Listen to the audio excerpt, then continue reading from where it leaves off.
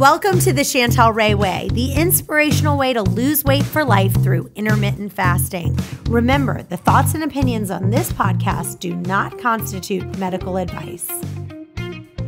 Hey guys, welcome to Waste Away, the intermittent fasting podcast. I want to just let you know, if you are in Arizona, I am going to be doing a book tour at the Barnes & Noble in Happy Valley Town Center in Arizona. And it's going to be Saturday, April 14th from 1 to 3. So I hope that I see you there.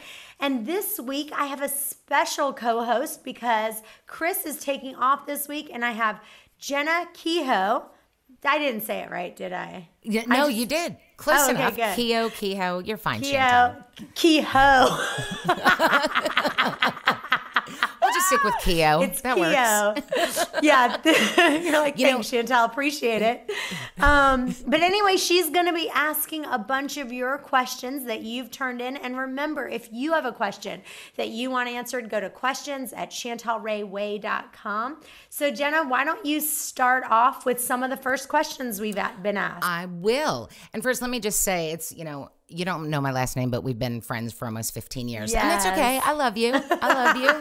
But Can't say my last name, but I still love you. I know. We go through this all the time. But Chantel, we got 2 questions on the thyroid this week. So I'm just going to read them together. Okay. Okay. All right, the good. first one is from Jean. Jean says, Chantel, I have an underactive thyroid. My question is, how do you propose I wean myself off of the synthroid? And she put the brand name, the name of it in parentheses, the medication. I guess it's Levothyroxine. Thyroxine, yeah. Thyroxine, okay. So how do I wean myself off? Or if you can't tell me, can you just tell me how you did it? I really want to get off of this. I take a 112-ounce dose a day. Should I take it every other day or cut it in half or just stop taking it? I've started the intermittent fasting, and I'm reading your book, which just came in the mail Saturday, and I saw you on the 700 Club. Thanks for your time and have a blessed day. So question That's 2 comes in from Beth in Dallas. She said, Chantel, I've been on IF for about 3 weeks now. Haven't noticed huge weight loss, if any, but I do notice things like my gut feels better and some of my skin in certain areas appears tighter. My question is, I have Hashimoto's and I'm going through menopause. I'm 52 years old, and I was wondering, is there anything that I can do to help my progress move along faster and to possibly and hopefully heal my Hashimoto's? I really do feel like this is the thing for me, but I'm having trouble getting used to doing longer fasts than 18-6 or 16-8. I feel like those 2 times really work for me, and I feel like a longer fast would be difficult because I'm a nurse and it would be hard for me to do that while working. Any advice for the autoimmune and the menopause would be greatly appreciated. I'm so thankful for your show, and I feel like this is a life changer for me. Awesome. So first, let me just talk about the 2 different types of thyroid. And I know that both of you are talking about an underactive thyroid. So it is, if you're talking about hyperthyroid or hypothyroid. So hypothyroid, when something goes awry and leads to an underactive thyroid or overactive thyroid, your metabolism either revs up too high or it slows way down. So for me, I had hypothyroid, and it's an underactive thyroid where your thyroid gland doesn't make enough thyroid hormone for the body's needs. And so for me personally, what happens with the autoimmune disease called Hashimoto's disease, it's where the immune system makes antibodies that destroy the thyroid cells, and it stops them from making the thyroid hormone. So for me, I literally did heal my thyroid. I used to be on the same synthroid medicine that one of the girls was on, and every time I'd go to the doctor, they would say, hey, your thyroid's getting worse. Your thyroid's getting worse. Every time she's like, we're going to have to up your medicine. We're going to have to up your medicine.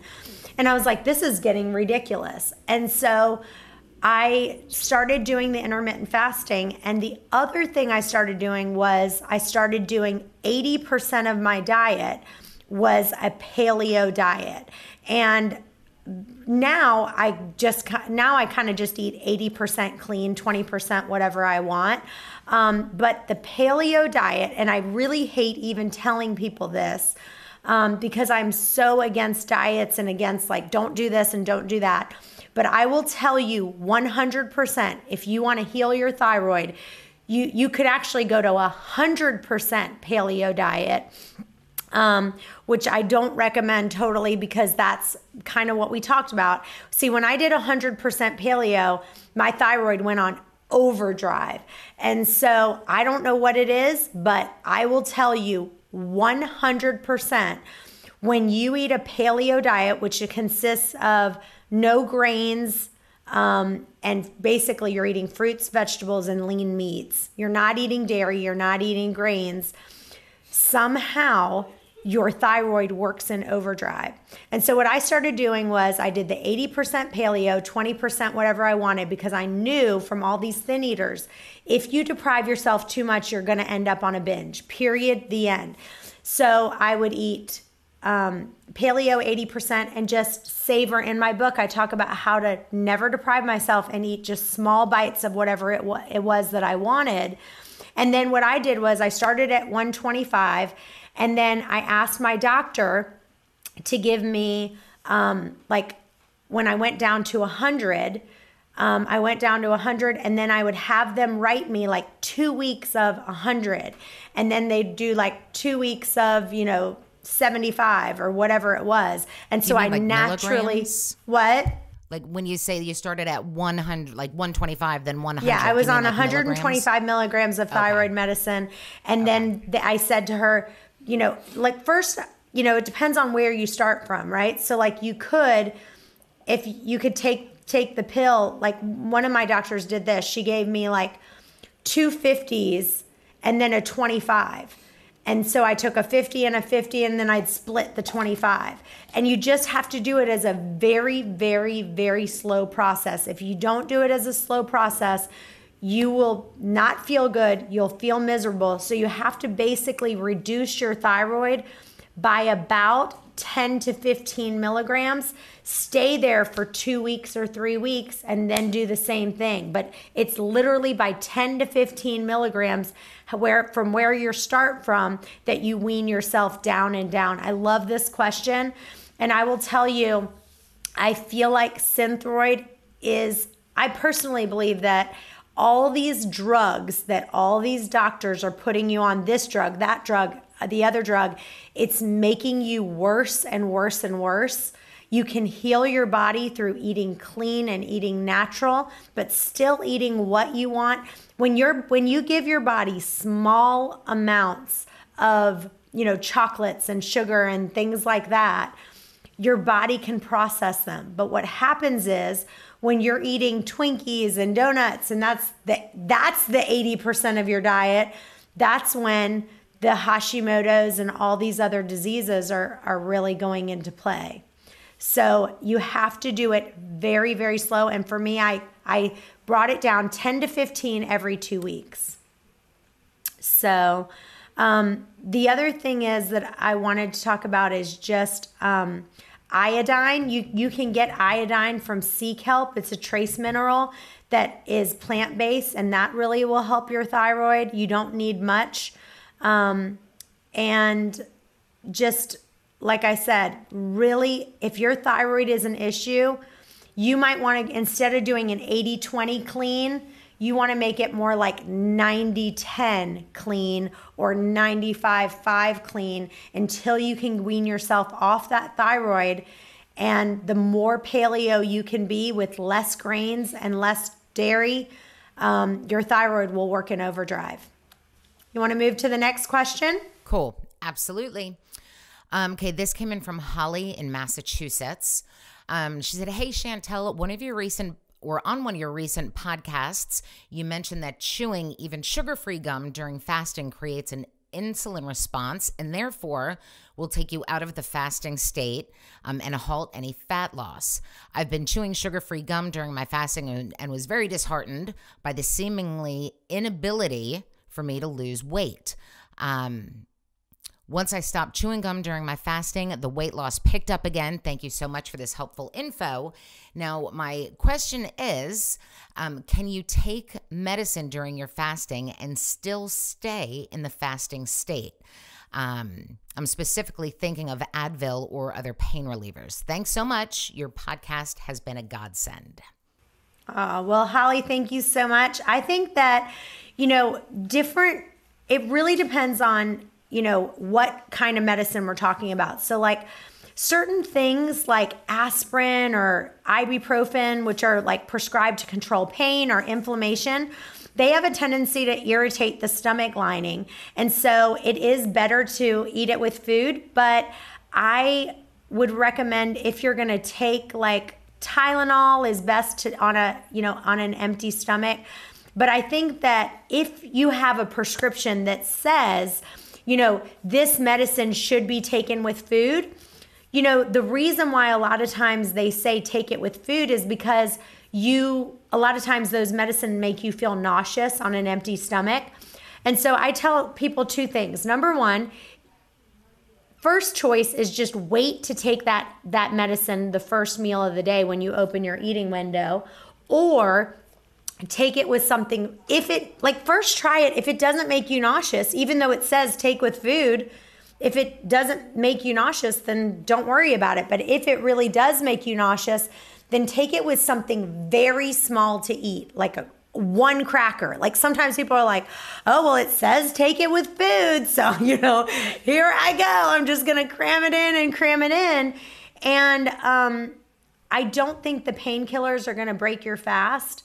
But I'm just getting to be more organic by the minute. Like I just am getting more into just clean eating. And I will tell you, when you do intermittent fasting, it's amazing.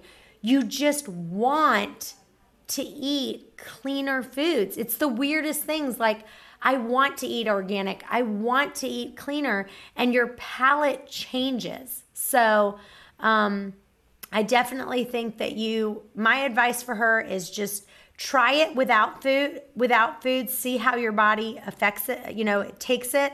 And then also just, you want to check to see, does your medicine change your blood glucose levels?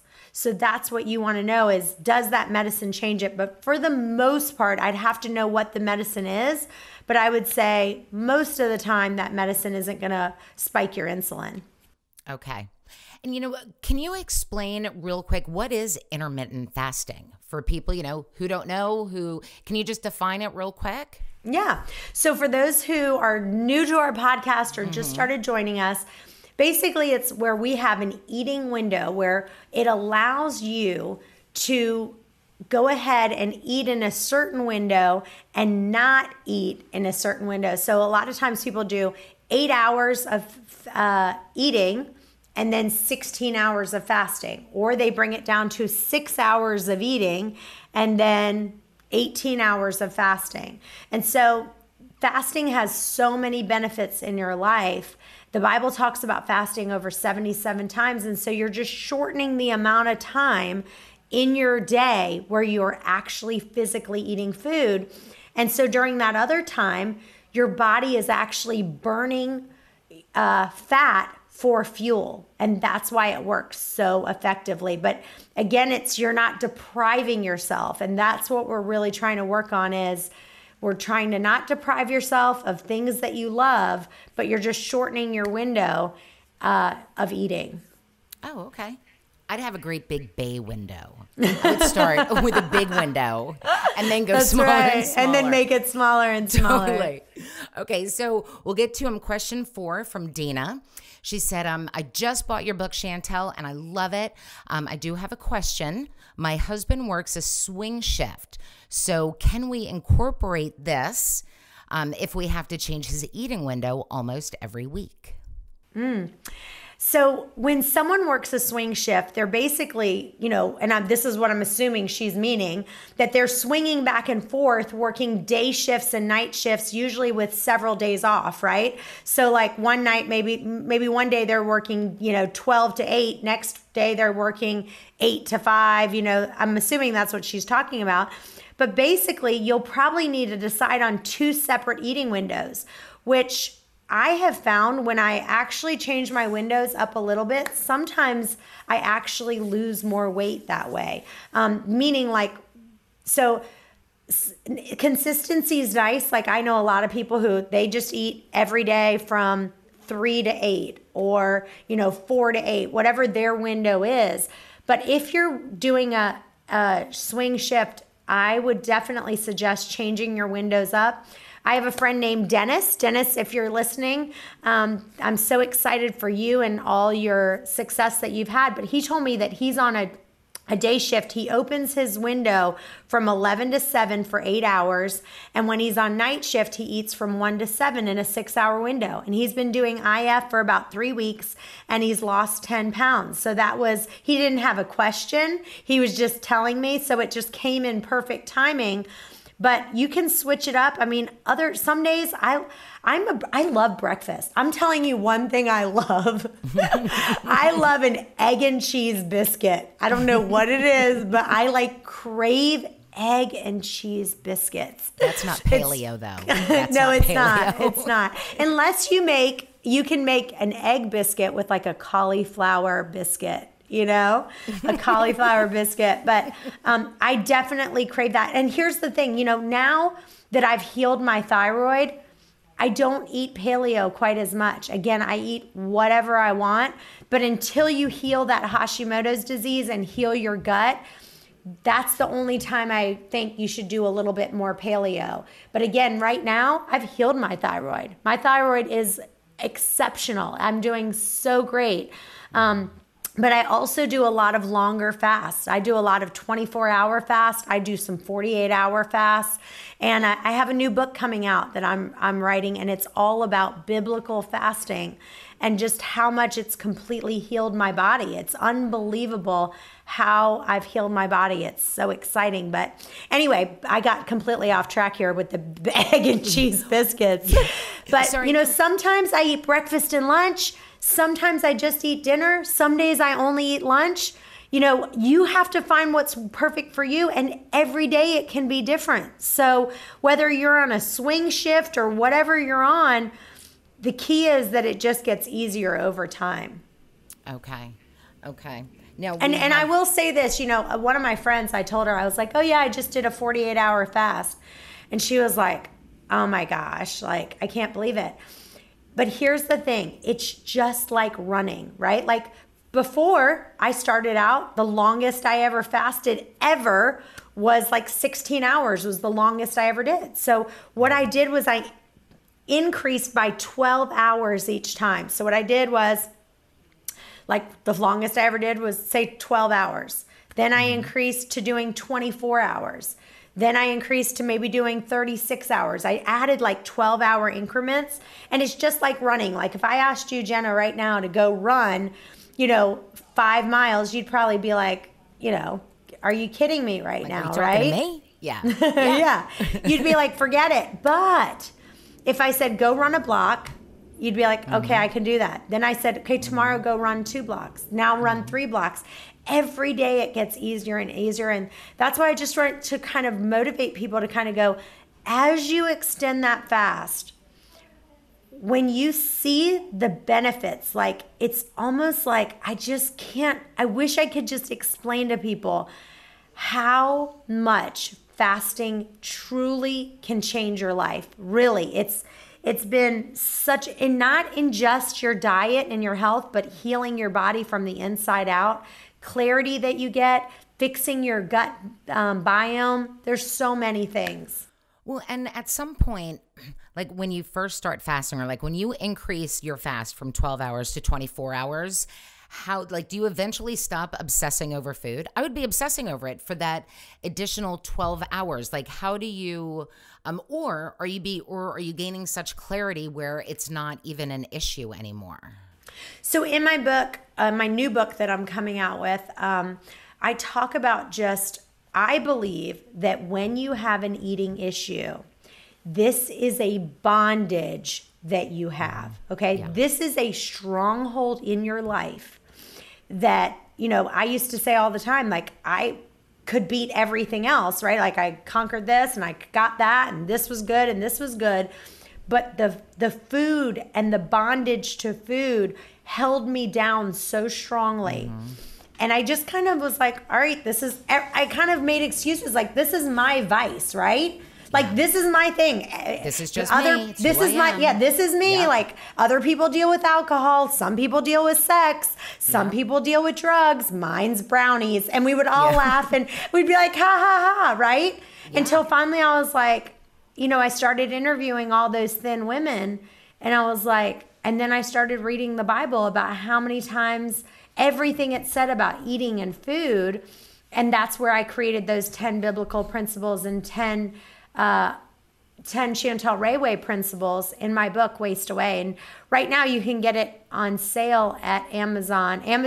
I don't know if you know this, but on Amazon, so the Amazon has a thing where they say they'll reduce the price, but they'll still pay my publisher and me the same amount of money. It's if the book is selling well. So right now the book is selling extremely well, so you get it at a discount, which is kind of cool. That's awesome. All right, you want to read the next question? I do. And actually, this is good. It's kind of on topic. This is from Sabrina in Minnesota.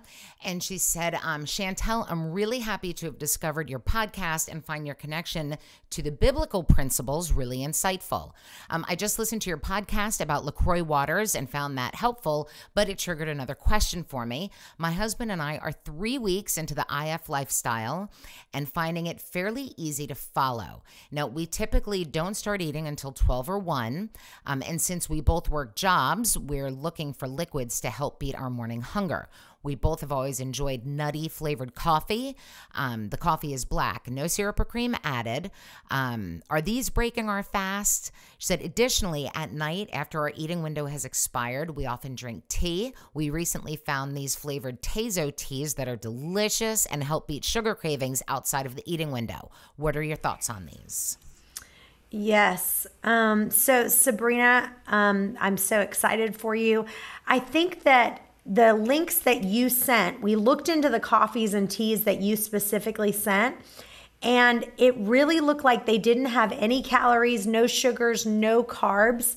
And the problem is that a lot of times these things say that they have natural flavors. Have you seen that on the things, Jenna? It's like natural flavors. Scamalama. Yeah, and as of today, the FDA does not require manufacturers to disclose what is the natural flavoring of this, what they're talking about. And so I would just like to recommend that you just try to go and look as much as you can to see what it is. But as long as there's no calories, there's no sugar, no carbs, and then just look at the other ingredients of what they are. I mean, you can only do so much, right? But I would see if you're not losing weight and see if, I usually honestly do a green tea. I drink a lot of black tea. And then sometimes I'll just do plain black coffee. So I think I wouldn't get too obsessive over it, but I would try to dig in and just really look at how it makes me feel. Do I feel like my sugar spiked at all? And I don't mind. I'll drink some like hazelnut tea or coffee as long as, again, it's 0 sugar. Oh, I was going to tell you this. So one of the listeners a while back said something about Coke. They were like, I want to add coconut milk. Mm-hmm. So I happened to be at Starbucks yesterday. I said, ma'am, can I ask you a question? Can I look at the container of your coconut milk? That thing was loaded down with so much sugar and chemicals. Starbucks, shame on you. Just shame on you. They need to be telling people what's in those ingredients. I did not like that at all. You need to ask them. You should be reading these ingredients. It was horrible. So you think coconut milk, like if you're going to do coconut milk, go get straight coconut cream from the can and pour that in. But again, try to do it black if you can. Hey guys, I'm so excited that my new book, Waste Away, The Chantel Ray Way, is now available on Amazon, Barnes & Noble, and pretty much anywhere you can find books. But we also have the audiobook, the ebook, and my new recipe book that you can download all the recipes that I love that I make, and it's super cheap. It's all my favorites. Anyway, if you have a minute to write a review on Amazon, I would be ever grateful. Question 6. Chantel, I've been doing IF for about 3 months now, and I'm cold all the time. Is there a reason behind this, besides the fact that I don't have as much body fat as I did before? And that's from Laura in Nashville. Man, and you're in Nashville. I don't know what your temperature is like there, but here it has been. I feel the exact same way. I'm so glad you asked this question, but are you like freezing all the time or what? Mm-hmm. It is so ridiculous. Cold right now here. I mean, we're now in April. It should not be this cold. Exactly. I saw a meme I'm the other day. so glad I'm going to Phoenix. I'm going to Phoenix today, actually. It's a dry heat there. But I saw a meme here the other day, and it said, "Go home, April, you're drunk." I mean, it's like 40 degrees in April. It is ridiculous. And what's crazy is I'm going to Phoenix this weekend. I'm leaving today, and they said it's the hottest it's ever been. I think right now in Virginia Beach, it's the coldest April it's ever been. But in Phoenix, it's the hottest it's ever been. But let's just talk about your core body temperature, because when you're doing intermittent fasting, 100% your core body temperature will decrease. It's not just your fingertips and your toes. Your entire core body temperature will be changed. And so it's going to go down a little bit. Have you ever done, Jenna, one time I want me and you to go to that cryotherapy. Have you ever done that? No, I haven't, but I would love to. Let's do it together. Let's do another podcast before we do it. Let's do it together. But I want to go to the cryotherapy with you. But they have this gun, and they literally put it on your leg, and they check your body temperature before you go into the cryotherapy. Then they check it after. I want you to experience it. We'll have to take a video of it. But there was actually a machine that can kind of tell you what is your, kind of on the outside, what is your core body temperature. But here's the thing. People have this idea that they have to heat the body to warm it up, like you're literally burning fat. Mm-hmm. Like you could actually take a cold shower and burn calories. But that's not really what's going on. What's going on is you just need to dress warmer and know that when you do intermittent fasting, your core body temperature is 100% going to be going down. And you need to dress warmer and carry some more blankets with you, because you 100% are going to be colder. And just think to yourself, I'm losing more fat.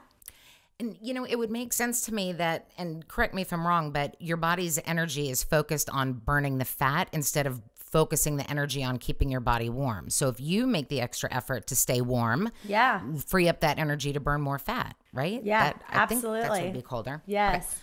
Okay. All right, now Andrew from Chesapeake, a local man, wrote in. He said, when I'm reading about intermittent fasting online, I keep hearing about OMAD or OMAD. What is this, and do you recommend it? So OMAD stands for 1 meal a day. And I will tell you, if you really want to lose a bunch of weight quickly, OMAD or 1 meal a day is the way to do it. Most of the time I eat only lunch and dinner, or I'll eat breakfast and lunch like I talked about. But really, if you think about it, the OMAD diet's really like 23 hours of fasting and then like 1 hour of eating. And I will tell you the things about doing a 1 meal a day is, number one, you're going to save money, because you're just on food alone. Like, you're going to save money. You could save $600 a month, maybe, on saving food. And you're saving so much time. You're not thinking about how much food what am I going to eat? What am I going to prep? What am I going to cook? It's massive amounts of time you're saving. Number 3, it improves digestion because you're giving your gallbladder, your stomach, your pancreas, your large bowel system, you're giving it time to rest and recover.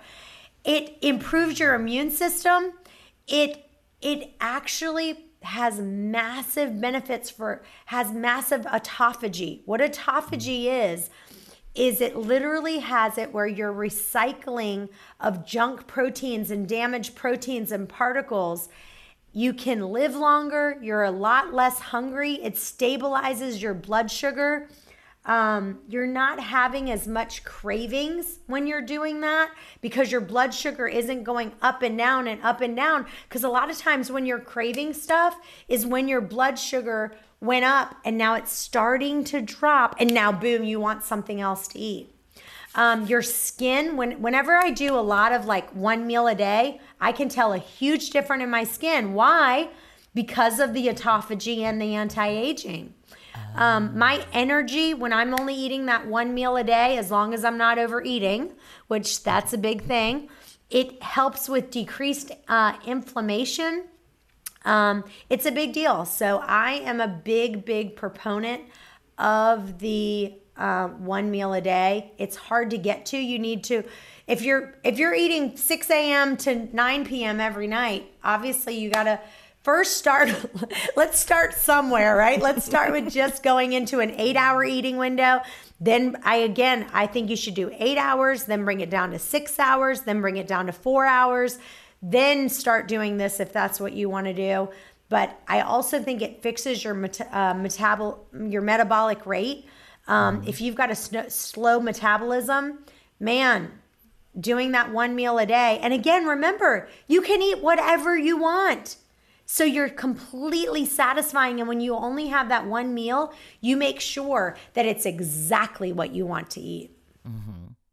Okay. And does it need to be a bigger meal or just your average meal once a day? Again, one of the things I say is you can eat until you're satisfied, but on my hunger scale in my book, you don't go past a 4. And so I really describe what that hunger scale looks like because the Bible says put a knife to your throat if you're given into gluttony. So.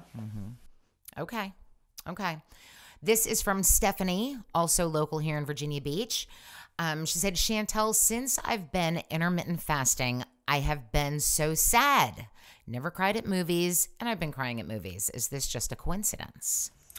I love this question. And, a big thing here is that everyone is so used to masking their emotions with food. So like I said, for me, it didn't matter if I was happy, sad, bored, tired, whatever it was. I never used to eat because of true hunger. I would eat because I was sad, hungry, bored, whatever it was. Yes. And so when you aren't used to using food to mask your emotions, you're forced to deal with them head on. And this isn't a bad thing.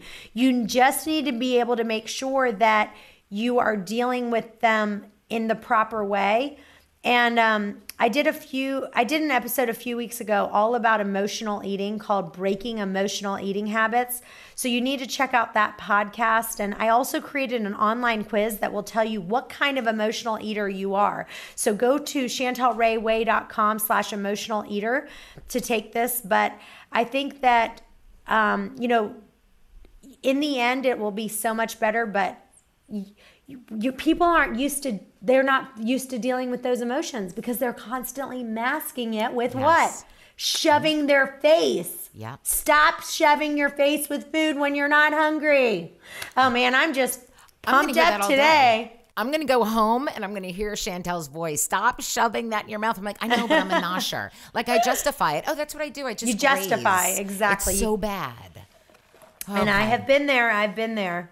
I know. I've known you forever and you look amazing. Like you're the real deal. You are totally the real deal. Okay, here is another question. Okay. Chantel, I struggle with PCOS and my doctor has told me that it has to do with insulin resistance. This was the first I heard of this, but honestly, as I'm Googling it, it explains a lot of the symptoms that I'm dealing with. Chantel, I've heard you mention that you used to struggle with PCOS and was wondering if you could elaborate a little more on what that, or on that as it pertains to insulin resistance. So intermittent fasting is hands down, I'm telling you, mark my words, is the best insulin resistance diet to help your cells respond to insulin. When your body gets the signal that you've eaten, beta cells in your pancreas produce insulin, okay? It's a hormone that tells your cells to absorb glucose to use as fuel. So your cells respond by receiving the glucose into your bloodstream. So insulin resistance is when insulin tells your cells that fuel is coming, but they don't open up to receive that glucose. So sugar stays in your bloodstream, and after a while, your body stores it as fat. So here's a scenario. You're hungry. Because you're hungry, you're annoyed with everything, and you realize your blood sugar has dropped. And so there are a couple things that your blood sugar or insulin, it's like this. The best analogy that I can give is this, okay?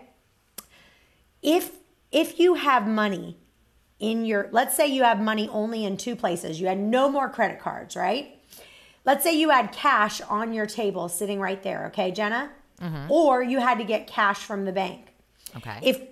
Or let's say you had money in your pocket. If you have money in your pocket and you're at the store, and let's say you had $100 in your pocket and what you wanted to buy was $20, you're not going to go to the bank. You're going to use the cash that's in your pocket, right? Yeah, absolutely. Same exact thing happens. When your body has that glucose, so whatever it is, that sugar, it's going to use that sugar for fuel. But as soon as you don't have it, then it's going to go to the fat to try to, as soon as you stop eating, it then goes to your fat for fuel. And that's what we're trying to do here. Because when you eat, your body breaks down your food, and the glucose or the sugar from your food goes into your bloodstream to transport to your cells. So that's why the insulin resistance, this diet, the IF, intermittent fasting, is the best thing that you can do, because insulin resistance is what you get when the delivery guy knocks and nobody answers the door, is kind of the analogy that you can say. If nobody answers the door, your body sends, more delivery guys knocking, and your pancreas produces more insulin to turn up the volume on the signal that your cells need to absorb glucose. Okay. Do we have time for more questions? Let's try to do one more, because we are really running out of time here. Okay. Well, you just have so much information. This is from Dorothy Andrews. For intermittent fasting, does a person definitely lose weight? I've been wanting to lose weight, but I've been unable to do so. So she wants to know, is it like a guarantee? Well, here's the thing. I mean, anybody that I know that has done intermittent fasting that is not overeating in their window, and they're following the 10 biblical principles and 10 Chantel Ray principles. Dorothy, you need to buy my book if you haven't, because again, no, it's not a guarantee. If I have an 8-hour eating window, let's say my eating window is from 12 to 8. First of all, I didn't lose weight when I did an 8-hour window. I like to throw that out there. I really started losing weight when I did 6 hours or less. But I know a lot of people who do 8 hours and still lose weight. But if you're doing 8 hours and you're stuffing your face and eating everything but the kitchen sink, and you're not eating when you're hungry, and you're like gorging, are you going to lose weight? Heck no. Mm-hmm. So you've got to really figure that out and make sure that you are not overeating and following the rest of the principles. Okay. And how many questions do we have left? Well, we have a couple quick ones, like one from Crystal in Fairfax wants to know what you think the best Crystal window in Fairfax. Yes. Crystal in Fairfax wants to know, what's the best window to do? 12 to 6, 1 to 7? Is it better to do the same window every day or mix it up? Is it better to open your window earlier in the day or later? I think in the very beginning, it's best to do a consistent window just to get your body in the habit, and it makes it easier. That consistency is king. But I think after that, I think you can change it up and eat when you're hungry. And it's all about what's best for you. And you just have to kind of play around with it. But I think in the beginning, people have better results when they just try to stay pretty consistent. But after that, once you get used to it, like for me now, it doesn't matter what eating window I eat. It really just doesn't matter. I change it up. I'm like, because some days you're more hungry. I mean, you got to listen to your body. Some days you're more hungry. Some days you're not. I think I like to change it up, but in the beginning, keep it more consistent. All right, so Ashley in South Carolina says that some days she has so much energy and feels like $1,000,000, and then the next day she's super tired. So why the energy swings, and is it something that she can regulate? Yeah, I'd say the thing for me that I would answer, I would want to ask Ashley, how much caffeine are you drinking? Because a lot of times what that is the amount of caffeine you're giving, and the caffeine is what's giving you a lot of those highs and lows. So if you can regulate that caffeine down to 1 or 2 cups a day, or I know some people who wean themselves off caffeine altogether. I still drink, I do about 2 to 3 caffeines a day, like tea or coffee. But if you can get yourself either down to 1 or 2, or get yourself off completely, a lot of those swings you'll notice is from 2 things. Caffeine, the second one is overeating. I'd like to know, are you, once you're opening your window, are you overeating? Because again, you haven't been eating, now you're putting all this food in your body. It takes so much energy to digest that food. So that's a big one. Okay. And then, I know there was a question from last week that you didn't get to answer as thoroughly as you wanted to. It was from Aaron in Maryland.